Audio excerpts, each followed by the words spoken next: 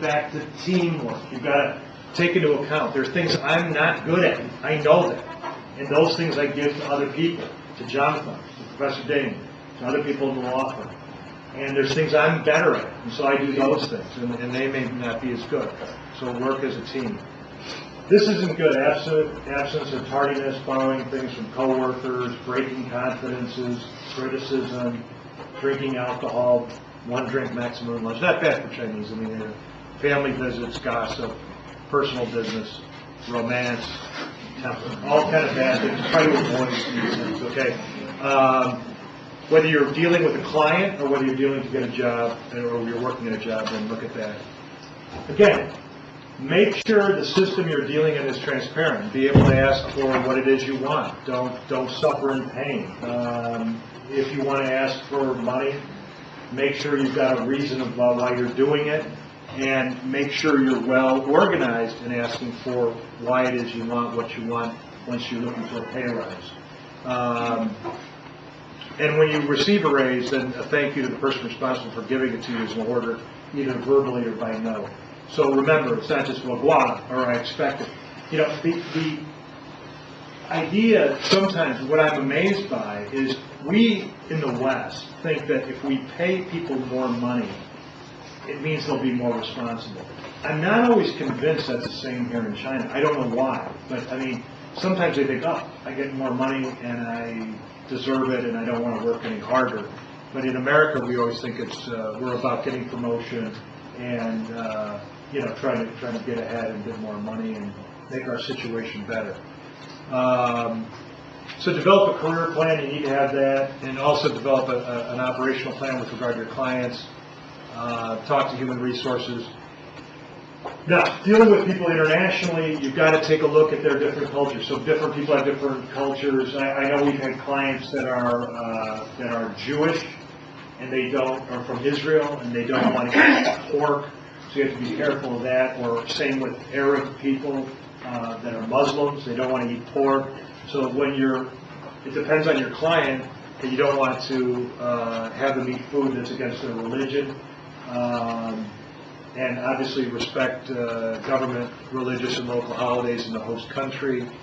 No criticisms or comparison of the two different countries. It's not up to us to judge. It's up to we don't have any judgments as lawyers. We're just here to help. Be proud to a little bit early for meetings. Be prepared to shake hands frequently, especially in Europe. It's important, and show respect for all the people. I think Chinese are real good at this. So.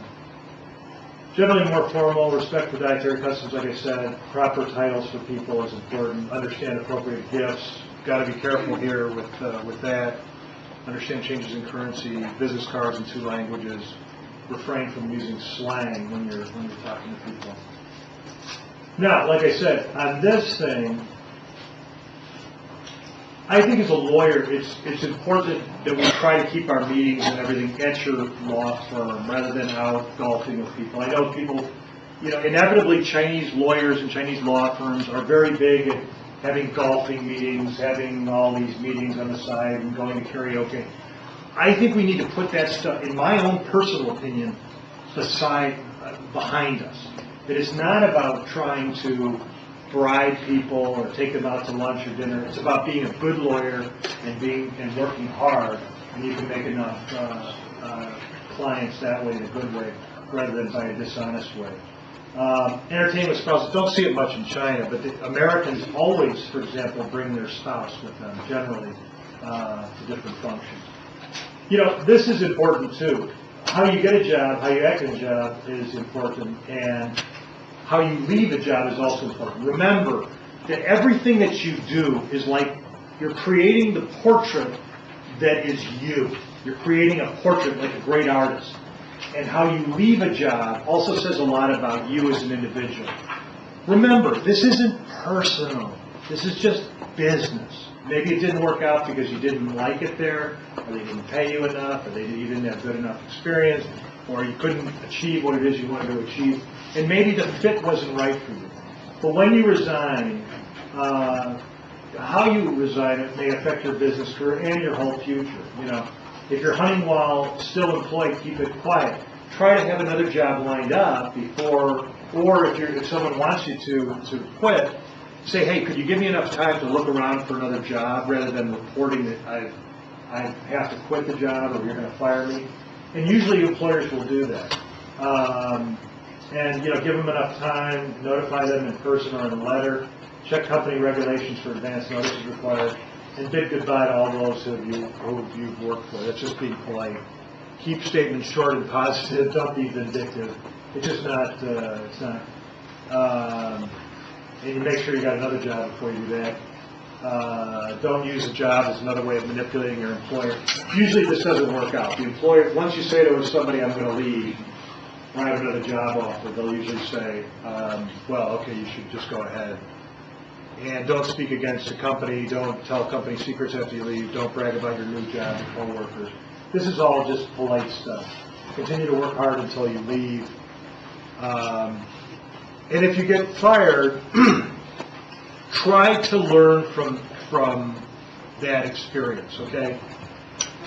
Try to learn from that experience. Many years ago, it was I was actually fired from my position as a lawyer on June 5th, 1989. So I worked for an American law firm, okay? And the American law firm, I was in Shanghai at the time, like Professor Schur told you, and the American law firm saw that thing in Tiananmen Square in 1989, and they said, Mr. Lehman, you can either come back home now to America and leave China, or you will be fired. And I was stupid and young and naive, and I said, no, I want to stay in China. I like Chinese people. I think this is only going to be a small issue, and it'll go away after a while. And they said, if you think that way, then we will have to fire you. And I said, well, when? Well, right now. So I was fired from my job, but I never held a resentment against those people because my life is about me. Your life is about you. You can make your life hell, or you can make your life positive. And you can remain objective and not get emotional about these things. I don't blame them. I don't blame them at all. They were afraid that I was going to be killed here, and they were going to be sued by my parents for millions of dollars when they said it wasn't safe to be in China any longer. I understand their position. I understood it back then as well. But try to learn from everything that happens to you. Because everything, I believe all change is for the better. I honestly believe that. I believe that we're in control of our own life, and we can make it happen. And all you have to do is envision it and figure out a plan, and it'll work for you.